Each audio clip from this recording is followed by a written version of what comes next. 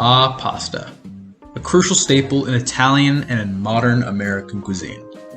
There are hundreds, if not possibly millions of kinds of pasta shapes, from penne to farfalle, all the way to unicorn-shaped ones. But no matter who you are and what kind of pasta you prefer, I'm sure you've had the same question as us.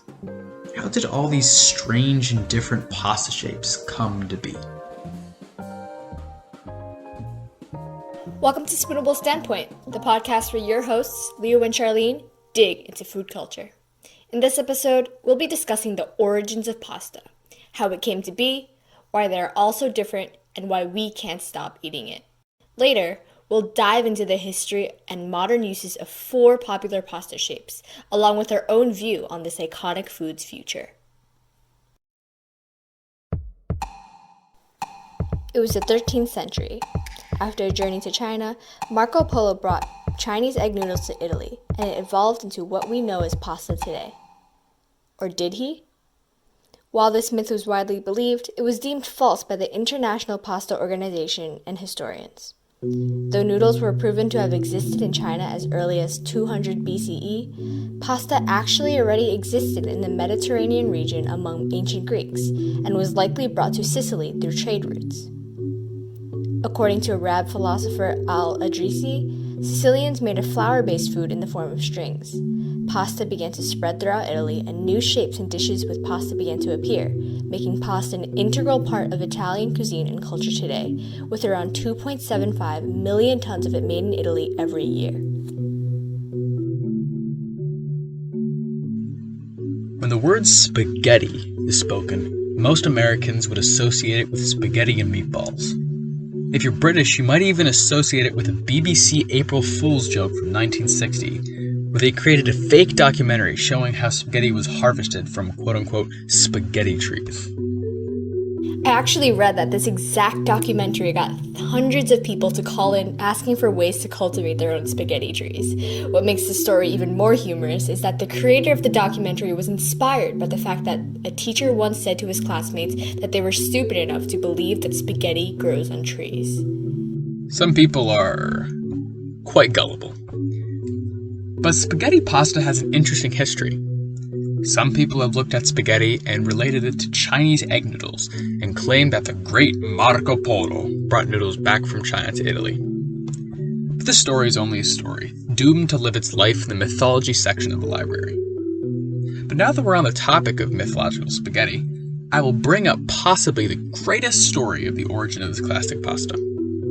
According to Greek mythology, Hephaestus, the god of fire and metalworking, created a machine that made strings of dough, which some people say was the very first spaghetti. But alas, the true and most probable origin of spaghetti must be discussed, and that origin is the Middle East.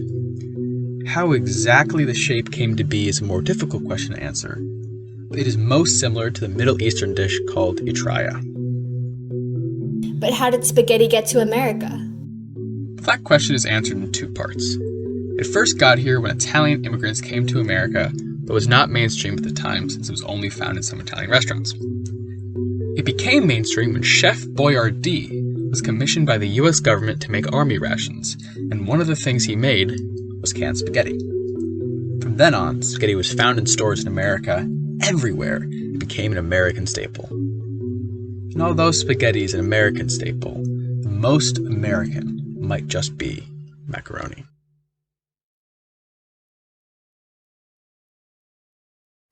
Featured in mac and cheese, casseroles, soup, and many more, this pasta shape has the deepest history in America as well as other places around the world.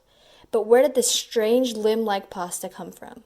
Its exact origins remain unknown, but we do know it came from Italy, which seems repetitive to say. Ideal for creamy sauces, macaroni has become synonymous with the mac and cheese in American culture. It really is such a huge type of pasta here, but how did it become such a significant part of American cuisine?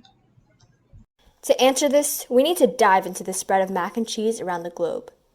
The first dishes combining pasta and cheese date back centuries, but macaroni itself was likely brought to America thanks to Thomas Jefferson, who served it at a state dinner after loving it in Italy.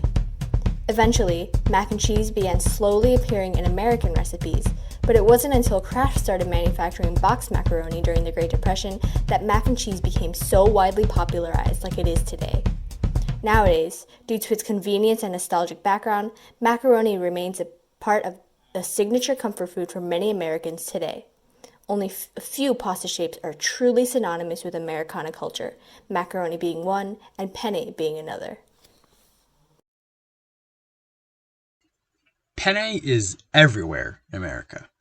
It's in school lunches nationwide and is served in any restaurant that even mentions the word pasta on their menu. And like the good old-fashioned American hamburger, it seems to be as ancient as the gods themselves. Most pasta shapes have been around for centuries, spanning back to even before the Roman times. So why should penne, such a popular pasta, be any exception? Like the good old-fashioned American hamburger, it is an exception. That's interesting to hear considering how popular it is today, but how was it actually invented? Well, in 1865, a man near the Italian city of Genoa named Giovanni Battista Capurro patented a machine which was able to cut pasta diagonally, and it was easier than the old way of cutting using scissors. In simple terms, the machine made penne. From there, penne transported itself across the Atlantic Ocean to get to America. But, like spaghetti, it was not a hit right away. It didn't become extremely popular until the 1980s. A new pasta shape does not come often. It seems to come once in every other lifetime, perhaps even less. But there's no doubt in my mind that Americans clamored to the stores to buy this new and fabulous pasta shape when it came out. And now, thanks to the brilliance of mankind, humanity can once again feel that excitement.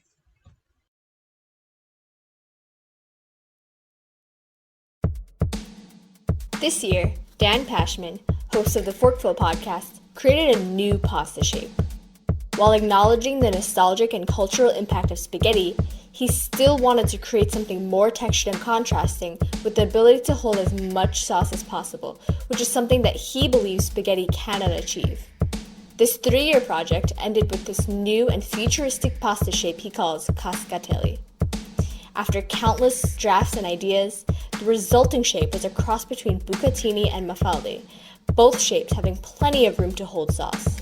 Cascatelli features a long curve with ruffles on each side, raised along right angles which help improve the texture with a trough down the middle to hold extra sauce. What did people actually think of it when it came out, though? Many chefs and writers actually agree that this is a genuinely good pasta shape. Because of its ridges and ruffles, it holds plenty of sauce while remaining interesting and satisfying to bite into, which is what Dan himself calls tooth syncability. It's clear that a lot of thought was put into this, especially because it has the traits that many people look for in their pasta. One of the issues is it's bland, and it's not because of the sauce. It's because it doesn't absorb the sauce. I feel like the pasta itself should absorb the sauce so that I could actually taste it. My favorite pasta is the farfalle because it can be easily fully cooked and can nicely absorb the sauce, in my experience. Cascatelli fits all these requirements, which makes it ideal for many sauces, although a complicated shape. But in the end, will this hype last? Will this pasta shape take the world by storm and crown Dan Pashman as the new Giovanni Battista Capurro? Or will this pasta shape fade into obscurity and only be a distant memory for the people who are alive now? For now, it's impossible to say. But in the end, this new pasta shape is incredibly inspiring to all pasta lovers anywhere because it takes the great mystery of pasta creation and sheds more light on it. But what could the future of pasta have in store for us?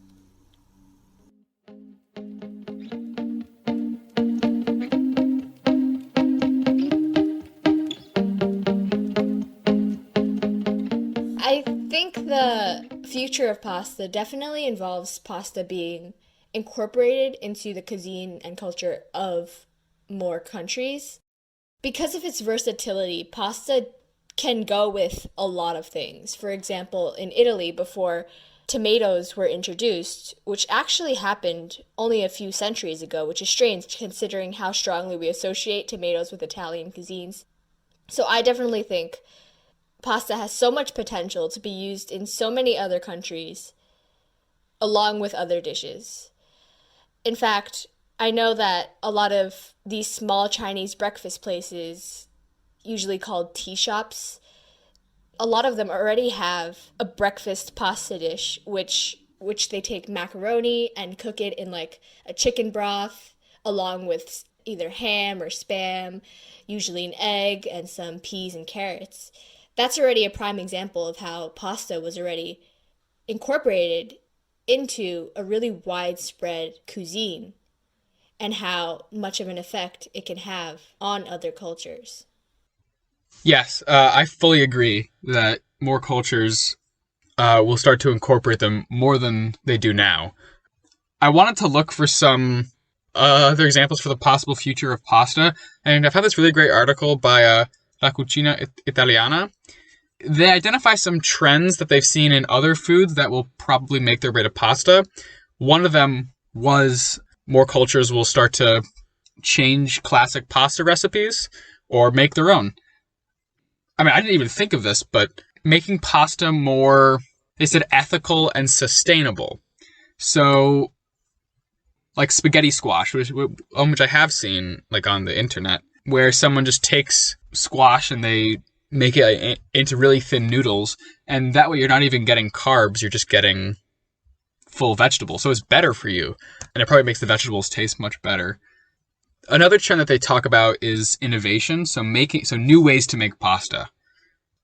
This is seen in other foods like the Impossible Burger, where instead of using meat, we're using all plant material. So they said that people might start like 3D printing pasta, but the 3D printer is obviously not filled with plastic, but filled with like insect parts. So that way it's healthier for you. You don't get all that carbs and stuff. Or it's made with plant material, like Impossible Burgers are.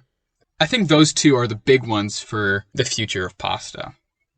Yeah, that makes a lot of sense, especially since here in America, a lot of people are becoming more health conscious, especially with the keto diet and stuff like that. People are starting to move away from carbs. And vegetables are honestly a lower carb and lower calorie alternative to pasta, which I think many people would gravitate towards. But insect parts, 3D printing insect parts, I would have never expected that to be an option. Yeah, if I start seeing that in the next few years in grocery stores, I think I would be a little bit freaked out. But I do know that a lot of stuff that wasn't originally insect-based is now becoming insect-based. So it's weird, but to be honest, I'm not fully surprised. Another thing they're talking about is making it quote-unquote simple. So a lot of Italian dishes are made with few ingredients, and there are a lot that are made with a ton of ingredients. Like, I know that if you make like a really good like bolognese sauce, you don't just put like beef and pork, maybe some veal. All those are not the best for you. So the way you make it healthier is by keeping it simple. You either use, lean turkey, or even use Impossible or Beyond Beef. And that way you're keeping it simple, you're also making it healthy and filling it with as much flavor as possible. And that's a trend we see in a lot of new like gastronomical food, where instead of it being like 20 ingredients, it's like 5 ingredients or 3 ingredients or 2 ingredients even, done really, really, really well. Yeah, and going back to what I was saying before about how versatile it is, pasta itself can be very simple. A lot of the recipes you'll find that if you make it yourself, it'll be only like a few ingredients. It's what you pair it with that determines whether it's going to be really simple and good or really extravagant and advanced. Yeah, and that's what I think, even though it might be like sacrilegious to Italians to make pasta out of vegetables, I feel like it might still work. Just because pasta is a vessel for something else. You don't just serve plain pasta. If you do, you put something else on it. You might put even like butter, if that's simple enough.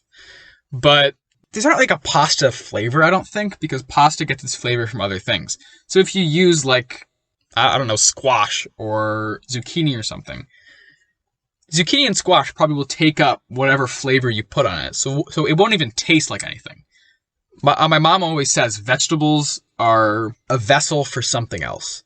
So vegetables seem like a really great way to substitute pasta, because pasta doesn't really have that like single flavor. It's always a flavor of something else.